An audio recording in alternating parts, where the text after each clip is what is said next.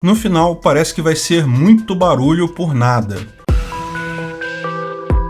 Esse é o Visão Libertária, sua fonte de informações descentralizadas e distribuídas. Muita gente tem acompanhado a discussão sobre a implementação da quinta geração da comunicação celular, o famoso 5G. Cobrimos isso em alguns artigos aqui, na controvérsia com a China planejando usar essa implementação para dominar a infraestrutura da internet. Os Estados Unidos, por este motivo, impuseram embargos econômicos contra a Huawei, a principal fabricante chinesa. Aqui no Brasil, o leilão da 5G deve acontecer em junho e, embora os chineses não estejam proibidos de participar, os requisitos técnicos colocados praticamente impedem sua participação. Mas será que o 5G será mesmo uma revolução tão grande quanto o esperado? As pessoas estão mesmo querendo muito o 5G a ponto de pagarem uma assinatura mais cara para terem mais internet no celular? Bem, vamos entender exatamente o que são essas gerações de celular e o que representa a 5G. É preciso entender, antes de mais nada, que os rótulos 3G, 4G, 5G e já tem gente falando em 6G, são rótulos puramente comerciais, material de propaganda antes de tudo. Tanto que não possuem uma correspondência clara entre a tecnologia de base do celular e a geração. A tecnologia usada em si refere-se a um protocolo de comunicação entre o seu celular e a torre da empresa. O seu aparelho celular, você sabe, está constantemente buscando torres de comunicação mais próximas, ele identifica a torre mais próxima dele e faz uma troca de mensagem rápida para estabelecer o melhor protocolo de comunicação que ambos entendem. Tipicamente, tanto torres quanto celulares são capazes de compatibilidade reversa, ou seja, sabem falar as gerações antigas. Trocar a geração da comunicação celular envolve, portanto, instalar um monte de torres novas com equipamentos mais modernos e também trocar todos os celulares por versões mais novas que entendam esse protocolo mais novo. A primeira geração da telefonia celular era chamada de telefonia analógica, e aqui no Brasil existiu apenas com as antigas empresas telefônicas estatais, antes da privatização. O nome da tecnologia era AMPS, e lógico, ninguém chamava de primeira geração. O título sempre é colocado na geração seguinte, para dizer que é melhor que a geração anterior. A segunda geração veio logo depois da privatização do setor e consistia de duas tecnologias diferentes, a TDMA e a CDMA. Ambas tinham características de serem já totalmente digitais, portanto muito melhor e com muito mais capacidade que a MPS. Aqui no Brasil, algumas operadoras optaram pelo TDMA, como a Claro, que na época se chamava ATL, e outras pelo CDMA, como a Vivo, que na época se chamava Telefônica. Essa era a segunda geração, que permitia, além de conversas, o uso de alguma coisa parecida com a internet, tá? Mas eram sites muito simples, mal dava para mandar e-mail, a coisa era muito tosca mesmo. A internet começou de fato a ser acessível nos celulares com 3G, a terceira geração, que inclui os protocolos EVDO e UMTS. E aqui já vai alguma confusão, você deve se lembrar de alguma coisa chamada GPRS. Essa tecnologia é 2G, mas algumas operadoras brasileiras, por considerarem que ela era melhor do que a CDMA e a TDMA, classificaram ela como geração 2,5, algumas até como terceira geração, mas não é não. O mesmo aconteceu com a Edge, que é outro protocolo de segunda geração, um pouco melhor que o padrão. Teve muita operadora chamando de 3G, mas na verdade é 2G ainda.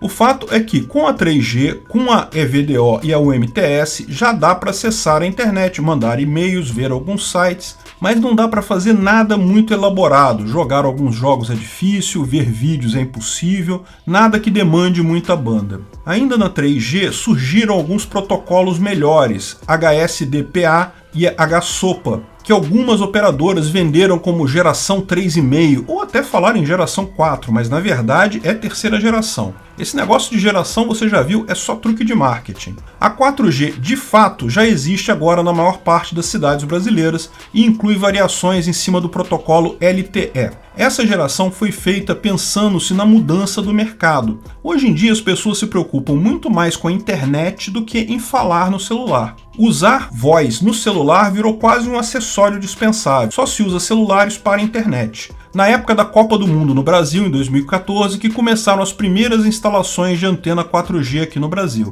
De fato, agora já se tem uma cobertura razoável nas principais cidades, mas com um problema característico do 4G, muitas falhas de cobertura.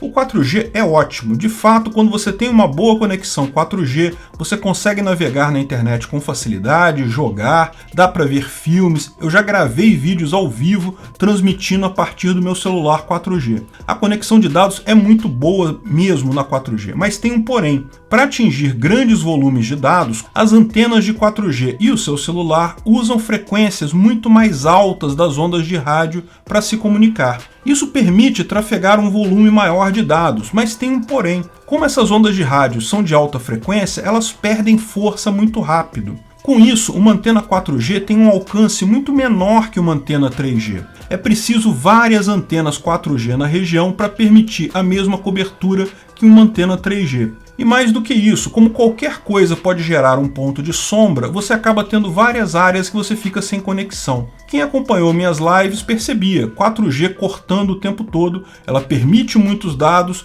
ao custo de precisar de muitas antenas e ter uma cobertura mais complexa, maior risco de desconexão de área de sombra. A 5G usa um protocolo chamado 5G-NR, mas em última análise segue o mesmo caminho da 4G, ou seja, usa frequências ainda mais altas, muito mais altas que as da 4G, de forma a permitir a movimentação de ainda mais dados entre o celular e a antena.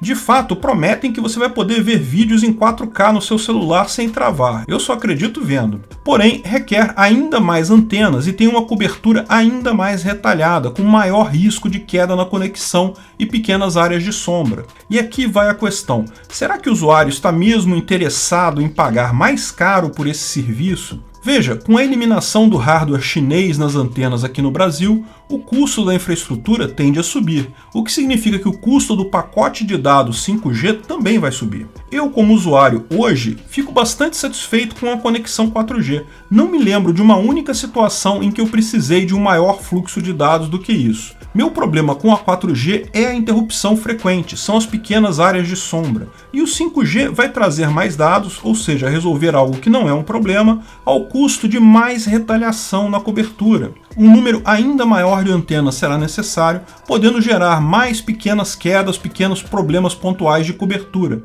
Para que as pessoas vão querer o 5G no final das contas? Bem, aqui no Brasil a gente está longe disso ainda. A licitação vai ser em junho, até a infraestrutura estar pronta vai levar um bom tempo. Mas em outros países do mundo já existem várias áreas com cobertura 5G. Uma pesquisa da Ericsson, que é uma das principais fabricantes de antena, mostra que, no final das contas, as pessoas simplesmente não estão demonstrando interesse por 5G.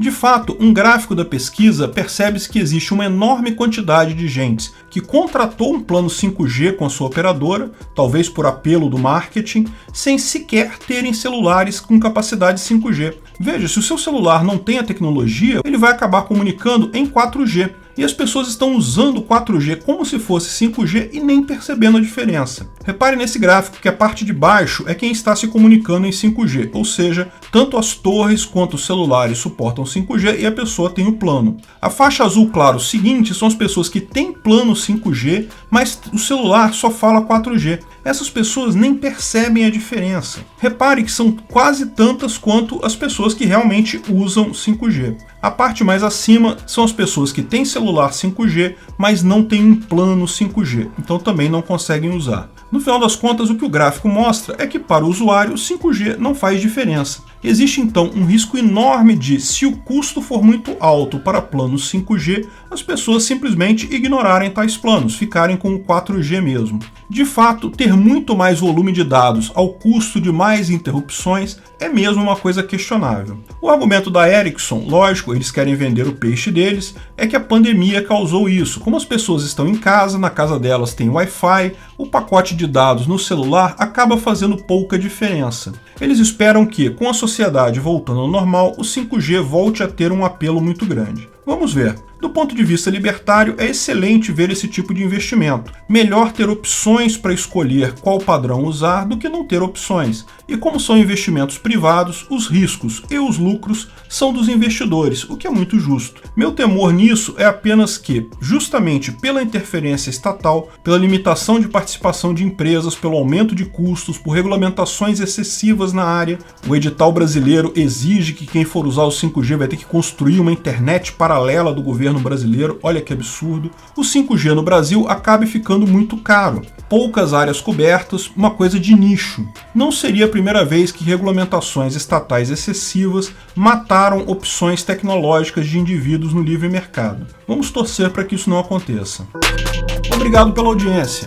Esse vídeo foi um oferecimento de armataweb.com, cloud e serviços de data center, 100% de compromisso com a satisfação e privacidade dos clientes. Aceitamos Bitcoin, veja o link na descrição do vídeo. Se você gostou desse vídeo, clique no like e compartilhe ele em suas redes sociais. Se inscreva no canal para nos ajudar, clicando no botão vermelho abaixo. Se quiser ser avisado de novos vídeos, clique no sininho ao lado. Até a próxima!